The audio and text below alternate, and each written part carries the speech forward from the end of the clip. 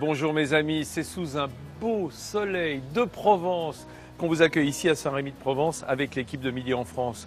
Alors, dans cette émission, on va déguster la Provence, bien entendu. C'est Alice Coloma qui nous fera une socaladière. La soca, c'est une sorte de galette de pois chiches, ça se fait du côté de Nice. La pissaladière se fait en Provence avec une sorte de tarte à l'oignon. Eh bien, elle a mixé les deux et c'est un grand succès en cuisine, m'en dirait des nouvelles. Nos chroniqueuses, Louisa et Nathalie, sont sur le terrain depuis l'aube pour vous faire découvrir la région. Louisa, notre spécialiste du tourisme, nous emmène visiter un lieu que les grandes stars de la chanson française et internationale, d'ailleurs, apprécient énormément. Et en plus, c'est pas très loin d'ici. Bonjour Louisa. Bonjour Vincent, bonjour à tous. Aujourd'hui, je vous emmène à la découverte d'un lieu exceptionnel au cœur de Saint-Rémy-de-Provence. Le Moulin de la Fabrique, c'est un lieu historique, mais aussi un lieu d'échange, de culture, de création, un lieu qui, comme vous pouvez l'entendre, a une acoustique incroyable. Je cultive un petit peu le mystère, mais retrouvez-moi tout à l'heure et vous saurez tout sur le Moulin de la Fabrique. Merci Louisa, à tout de suite. Nathalie Schremm-Girma, notre ambassadrice du Made in France, spécialiste de l'innovation, eh bien elle se trouve à Marignane dans les ateliers d'un très grand constructeur d'hélicoptères. Bonjour Nathalie. Bonjour Vincent, bonjour à tous. Et oui, je suis très contente de vous faire découvrir de l'intérieur ce fleuron de l'industrie aéronautique. Et vous allez découvrir tout à l'heure, regardez, le dernier né. Alors je peux vous dire qu'il est incroyable cet hélicoptère, il fait quasiment pas de bruit, mais je vous en dis pas plus. Rendez-vous tout à l'heure. Merci Nathalie, à tout à l'heure. Et en parlant d'hélicoptères, évidemment, on attire les amateurs. Devinez qui sera là ce matin avec nous, c'est Michel Drucker. Michel Drucker qui adore les hélicoptères, mais qui adore surtout sa région autour de Saint-Rémy-de-Provence et qui nous en parle dans l'émission. Ah, il y en a un autre qui adore sa région et qui en parle très bien. C'est Frédéric Soulier, notre camarade de France 3 Provence-Alpes-Côte d'Azur. Lui, quand il commence sur le sujet, il n'y a pas moyen de l'arrêter. Merci Vincent, mais c'est un plaisir et un honneur de parler de ma région, de notre région Provence-Alpes-Côte d'Azur. Nous sommes ici dans les Bouches-du-Rhône avec plus de 2 millions d'habitants. C'est le département le plus peuplé. Alors on y découvre en particulier les fameuses et vertigineuses Calanques, un site classé de 400 hectares, unique en Europe, devenu parc national aux portes de Marseille. Et par ailleurs, dans les Bouches-du-Rhône, 23% de la surface agricole utile est dédiée au bio, premier département en France. Lequel? Je n'entendais pas, je viens d'arriver. Les Bouches-du-Rhône, nous sommes donc des Bucco-Rhodaniens. Ah, c'est beau ça. C'est beau, hein? Ça va Fred? Oh oui. Tout Bonjour va bien. chef, comment ça va? Bonjour, chef. ça va? Oh là là, je suis impressionné moi quand je vois une femme en cuisine parce que j'ai l'impression que je ne sais rien. Alors, dites-moi, j'ai prévendu en quelque sorte la recette parce que ça m'a paru brillant cette idée d'associer la soca niçoise avec la pissaladière. C'est très azuré hein, comme recette. Hein. Complètement, c'est complètement méditerranéen. C'est une soca. Alors comment est-ce qu'on prépare la soca? En un mot, c'est une galette de pois chiches. La soca, c'est à base de pois chiches, c'est une farine de pois chiches. D'accord. Et c'est en fait très simple avec base de pois chiches, d'eau et d'huile d'olive. C'est tout. C'est tout. Et on cuit ça comme une crêpe, comme une grosse crêpe. Et ça sert de fond. Ça sert de fond de tarte en fait à votre pissaladière, voilà. à votre socaladière. C'est mon support. Hein, et après on va faire une fondue d'oignon, j'imagine. Tout à fait, bon. fondue d'oignon, petits anchois de Méditerranée. Super Alice, on va se régaler, je le sens bien. On va retrouver en attendant Louisa Hould, notre spécialiste du tourisme, qui nous emmène ce matin dans un lieu assez insolite qui est rarement ouvert au public puisqu'il s'agit d'un moulin et aussi d'un studio d'enregistrement qui est vraiment à part ici dans la région, Louisa. Tout à fait Vincent, je suis dans un endroit exceptionnel. 2 hectares de terrain qui bordent une sublime demeure du 19e siècle et qui fait quand même 3000 mètres carrés. Nous sommes au Moulin de la Fabrique, au cœur de Saint-Rémy et je retrouve Hervé pour en savoir un petit peu plus. Bonjour Hervé. Bonjour Louisa. Alors qu'est-ce que c'est le Moulin de la Fabrique? C'est un moulin dans lequel on faisait de la garance et du chardon cardaire. La garance qui servait à faire la teinture rouge. Oui, qui était très célèbre parce que c'est elle qui permettait de teindre les uniformes de l'armée. Alors historiquement, ce moulin a été très important dans la vie économique de la région.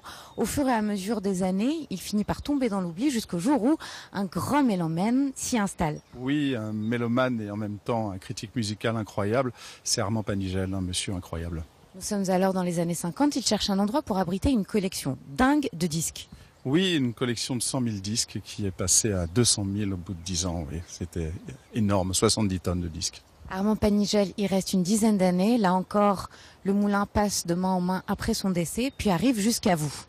Oui, et on y installe notre cœur d'activité, l'enregistrement, puisque c'est une activité connexe que je pratique depuis longtemps.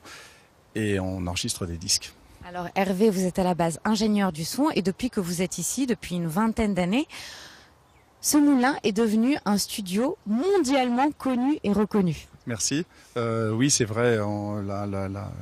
La reconnaissance est internationale. On a des artistes qui nous viennent tant de Los Angeles que du cœur de la France. Et on a à ce titre Aznavour, Radiohead, Nick Cave, Patrick Bruel, Diane Tell, Chédid, Mika, Stéphane Escher. Je ne sais pas qui... Oh là là, ça donne le vertige, ça donne le vertige. Les plus grands noms sont passés par là et les plus grands artistes adorent cet endroit parce que vraiment, il y a une véritable énergie. Mais au-delà de ça, il y a aussi un studio qui est assez incroyable.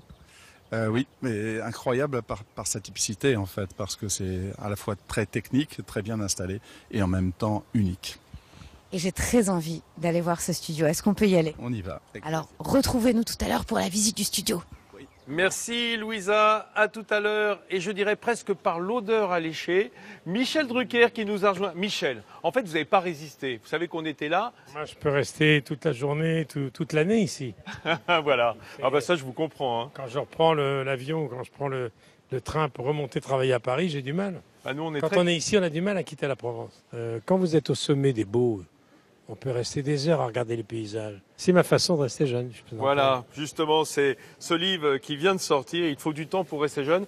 Il faut y mettre de l'énergie aussi. Il faut de la volonté pour rester jeune. Il faut un mental. Ouais. Mais vous savez, Raymond DeVos m'a dit un jour une chose formidable. Je me suis arrêté dans la vallée de Chevreuse remplir ma gourde. Il habitait à Saint-Rémy-de-Chevreuse, qui est maintenant un musée. J'ouvre la porte et j'ai dit, Raymond, qu'est-ce que vous êtes en forme? Et il me dit, mais Michel, vous n'êtes pas au courant? Ben, je dis non. Vous n'êtes pas au courant? On vous l'a pas dit, vous l'avez pas lu? Ben, je dis non. J'ai arrêté de vieillir. Je dis quand? Moi, j'ai arrêté de vieillir il y a 10-15 ans. Il n'y a pas que le tabac et l'alcool qui sont mauvais pour la santé. Vieillir, c'est très mauvais. Donc, j'ai arrêté de vieillir. Et là, il s'est penché vers moi et me dit, je ne vous dis pas que de temps en temps, quand je me sens pas observé, que je ne prends pas un petit coup de vieux. Mais quoi? 6 mois, 1 an. Un petit coup de vieux. Je ne veux pas qu'il m'arrive ce qui est arrivé à mon cousin Marcel. Marcel m'avait dit, Raymond, je m'arrête de vieillir avec toi. Il a arrêté de fumer. Il a arrêté de picoler, aucune volonté, il a continué à vieillir. Chaque année, il prenait une année. Eh bien, il est mort. Mais non. C'est vraiment DeVos. Donc, j'ai retenu la leçon. J'ai arrêté de vieillir il y a 10-15 ans. Merci Michel. Un des secrets de la jeunesse, nous, c'est quand même ce qu'on se met dans le gosier, hein, l'alimentation. Et on y fait très attention avec Alice Colin qui... Alors, Alice, on démarre notre soca, hein, parce que ça, c'est... Tout le monde devrait savoir faire la soca. Donc c'est très très simple. On est là sur 400 grammes de farine de soca. De pois chiches. De pois chiches, pardon, Oui, excusez-moi. mais parce que pour que les gens comprennent bien. Parce que farine de pois chiches. On n'est pas des méridionaux. On est également avec 1 litre d'eau. Évidemment, quelques pincées de sel. Ouais. Et ingrédient ultra important de notre région, l'huile d'olive. De la vallée des Beaux. De la vallée des Autant faire la publicité à la région, enfin au coin où on se trouve. Et on vient avec le fouet. Donc c'est assez rapide justement. Et c'est assez liquide. Hein. C'est assez liquide. L'intérêt de cette recette, ce que je voulais présenter, c'était quelque chose qui soit rapide. Donc bien évidemment, on continue de manière généreuse avec notre petite huile d'olive. Oui, parce que si on n'en met pas trop dans la préparation, on en met pas mal dans la poêle. Voilà. Ça, c'est une donne importante. Et donc, après, c'est comme une crêpe. Enfin, c'est une sorte de pâte à crêpe. Donc, vraiment généreusement dans cette poêle. J'aime bien quand l'huile, elle n'est pas trop chaude non plus, parce que sinon, ça accroche trop vite. D'accord. Et ça monte en température gentiment. Bon, on est juste à côté de la Méditerranée et on a ces petits anchois. Donc là, on les sépare un petit peu en deux. On les sort un petit peu de leur marinade. Voilà, pendant ce temps-là, on voit la soca qui commence à cuire gentiment. Et justement, il faut lui donner ce petit côté bubbly comme ça qui vient... Bubbly. Voilà, donc on vient simplement la relever un petit peu. Même si elle se décroche un petit peu, c'est pas grave. C'est notre base, c'est pas... Allez, merci Alice. On revient dans un instant à cette belle soca qui donne déjà bien faim. Michel, il est carrément fasciné. Il a les yeux dessus. Alors, il va avoir non, parce que j'ai bien mémorisé la recette. Hein. Ah bah, j'espère bien. Je vais la tenter demain. et je vais appeler les pompiers des Galières juste à la fin. Michel Drucker qui va quitter un instant des yeux, à mon avis, la Soca pour retrouver Nathalie Schran-Girma, qui est notre ambassadrice du Made in France, qui est du côté de Marignane. Elle va parler de vos premiers amours puisqu'elle est dans un atelier de fabrication d'un des plus grands fabricants d'hélicoptères. Tout à fait, Vincent. Admirez un petit peu casque de pilote et gilet jaune. Tout ça n'est pas très bien assorti, mais c'est pas grave. En tout cas, je suis contente de vous présenter le dernier arrivé de la gamme d'hélicoptères ici fabriqué à Marignane. Donc on est à côté de l'aéroport, donc ne vous étonnez pas. Il y a beaucoup de bruit, c'est tout à fait normal. Alors ce petit bijou que vous voyez derrière moi peut accueillir jusqu'à 12 passagers, atteindre une vitesse de croisière de 300 km/h. Mais qui de mieux pour en parler qu'un pilote? Venez avec moi. Alors Olivier, vous êtes pilote d'essai ici. Alors, il a fallu déposer 68 brevets pour mettre en place cet hélicoptère. En quoi il se diffère des autres? Eh bien, on a eu 3 axes majeurs pour développer cet hélicoptère, pour chercher des améliorations. Ça a été l'environnement, le confort et surtout la sécurité.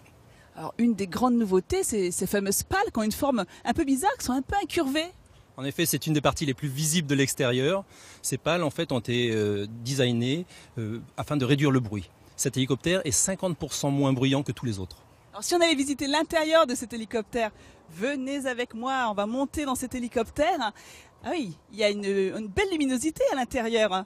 Alors quelles sont les autres innovations? Eh bien, on a travaillé effectivement sur la visibilité, sur l'espace, mais également sur la simplicité. Pour nous, c'est fondamental pour répondre aux critères de sécurité. Plus l'hélicoptère est simple à utiliser, moins d'erreurs sont possibles à réaliser par les équipages. J'ai entendu dire que pour démarrer cet hélicoptère, il fallait compter moins de 2 minutes. Oui, alors ça peut paraître long par rapport à une voiture, mais pour un hélicoptère, c'est juste une grande première. En général, il faut compter combien de temps aujourd'hui sur un hélicoptère classique? La plupart des hélicoptères, c'est plutôt de l'ordre de 8 à 10 minutes. Donc c'est une belle innovation. Vous visez quel public avec cette nouvelle gamme d'hélicoptères? On va dire 3 axes majeurs, le transport de passagers, par exemple le transport des gens sur les plateformes pétrolières, également le VIP. Vu le look de la machine, c'est un hélicoptère extrêmement attrayant. Et enfin, le médical, parce qu'on a de la place pour prendre de l'équipement médical et également des blessés dans cet hélicoptère. Donc c'est un hélicoptère couteau suisse. On peut faire plein de choses avec. Oui, c'est souvent le cas des hélicoptères, mais celui-ci en particulier, on a fait un effort particulier sur ce point. Et le plus grand effort, effectivement, c'est aussi cette baisse de nuisance sonore en zone urbaine qui est très appréciable. Et ce que je vous propose tout à l'heure, c'est qu'on se retrouve au niveau de la fabrication de la chaîne d'assemblage de ce dernier hélicoptère. Vous allez voir, c'est impressionnant là aussi.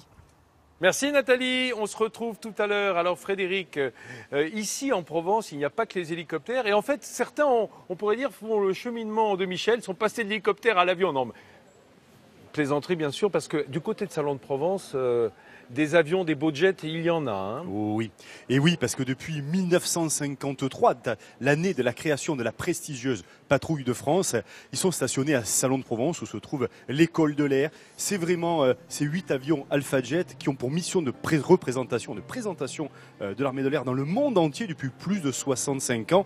Et le vol en patrouille demande une synchronisation parfaite pour donner un vol qui soit harmonieux, élégant, audacieux.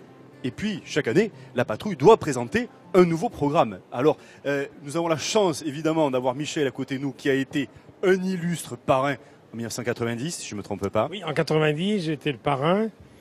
Il a revêtu la tenue. Vous avez sorti le blouson du 60e anniversaire. 60e anniversaire, donc il y a 5 ans. Et j'y vais souvent, j'habite à 12 km. J'ai volé beaucoup avec eux. Et puis surtout, il y a 2 ans, j'ai eu l'autorisation du président de la République d'être à bord d'un des Alpha Jet qui a survolé le défilé du 14 juillet.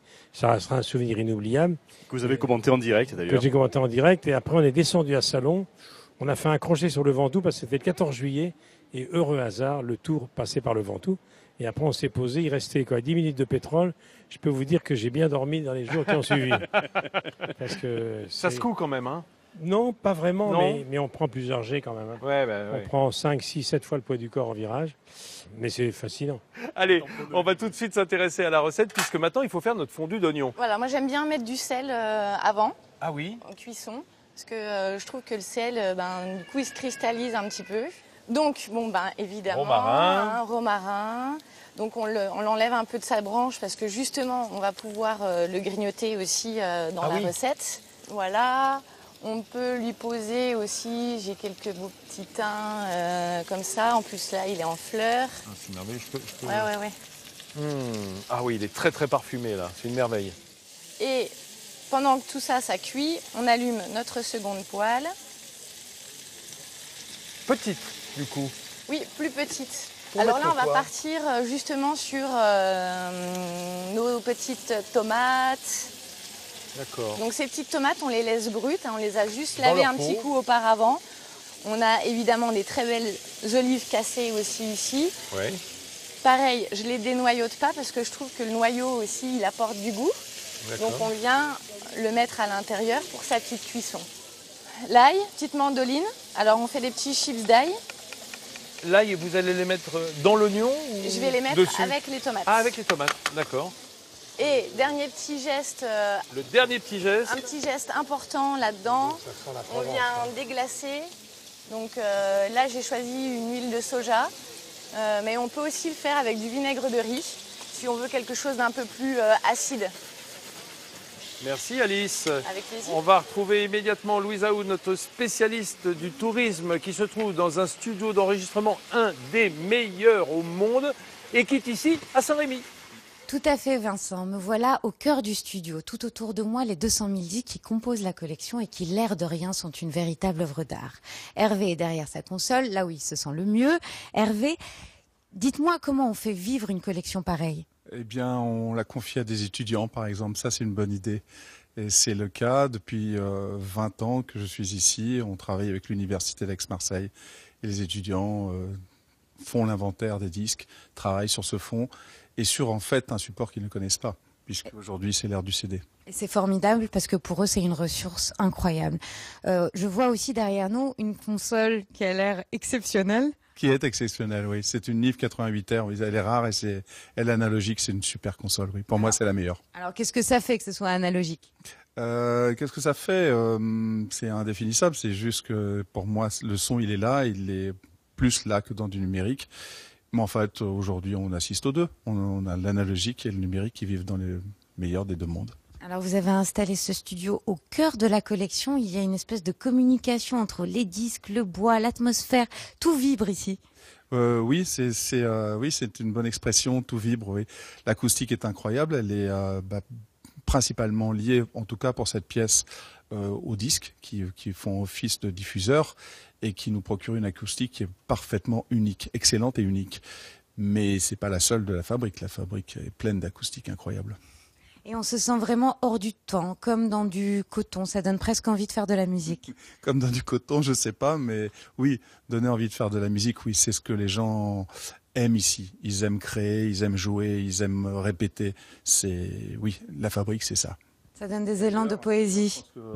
On a une petite guitare ici que vous pourriez essayer. Là, elle est signée d'un artiste des plus connus et de ceux que j'ai adoré, qui est Youssouf Islam, Cat Stevens pour tous les gens qui, qui vient de faire son album cet été. Oh là là, Vincent, voilà. Je suis en train de jouer sur la guitare de Cat Stevens. Elle est magique. C'est dingue. Oui. D'un coup, je joue bien. Oui. En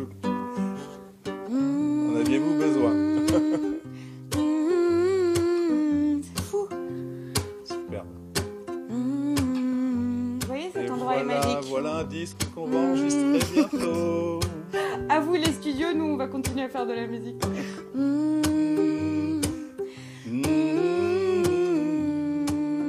Merci beaucoup Louisa.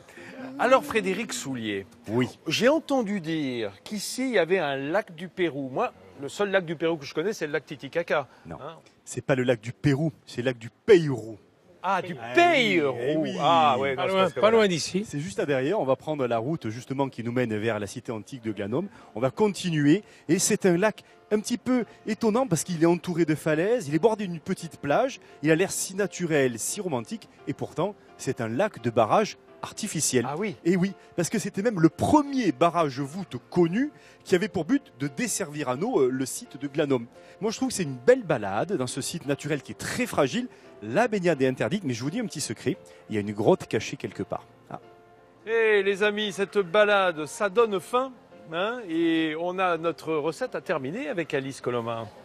Dans la simplicité, on va partir dans la dernière étape. Pour moi, quelque chose qui est très important, c'est la persillade.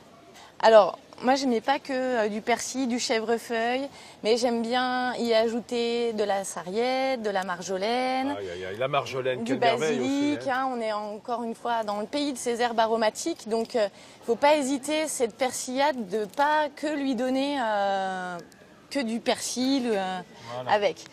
Ensuite, ce qui est très important, c'est d'arriver à donner une mesure. Donc, on va donner un tiers d'huile d'olive, justement pour pas trop développer d'amertume. Oui. Et puis ensuite, partir sur 2 tiers d'une huile végétale. Alors là, j'ai choisi une huile de colza, tout à fait. Colza grillée même, elle est très jaune. Oui, et évidemment, sel, Poivre.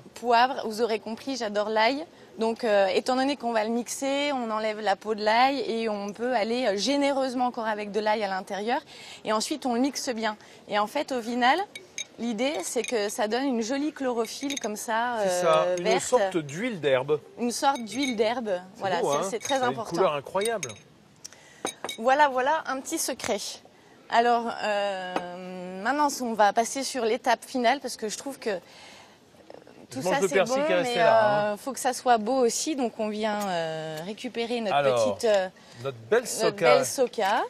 Donc, nos petits oignons bien fondus. Ils ont bien caramélisé, Michel. Hein. Bien caramélisés, généreusement installés sur cette soca.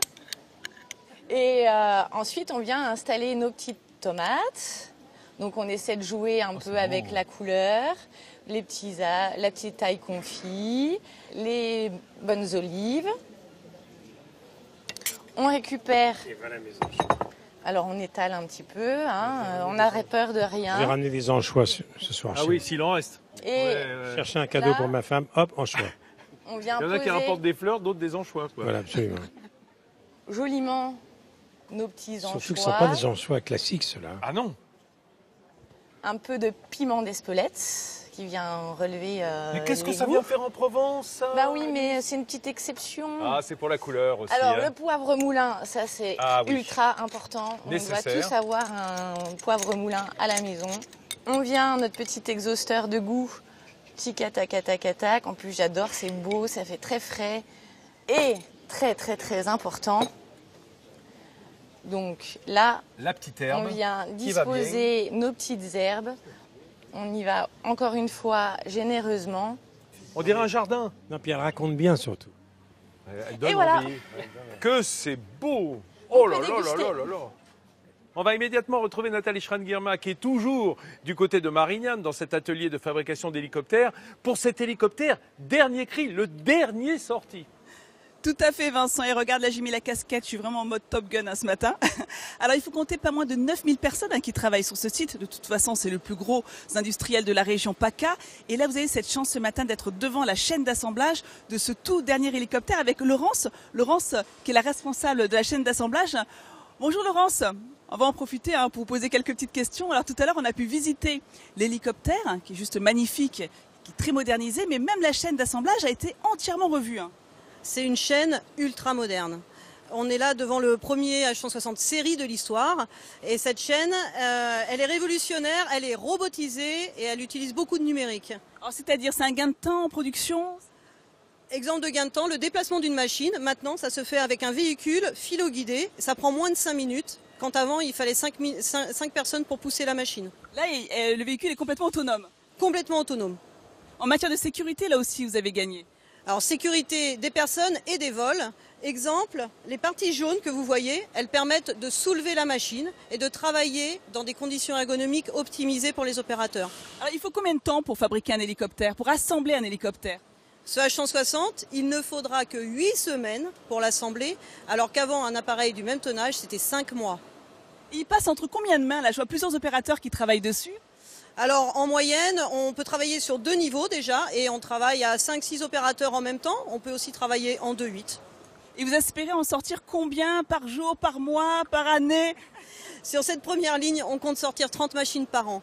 Et on pense déjà à la deuxième ligne, qui sera encore plus polyvalente. Donc autant dire que c'est une belle innovation franco-allemande, mais le siège social, il est bien en France et tous les hélicoptères H160 qui sortiront de Marignane seront assemblés entièrement sur le territoire français.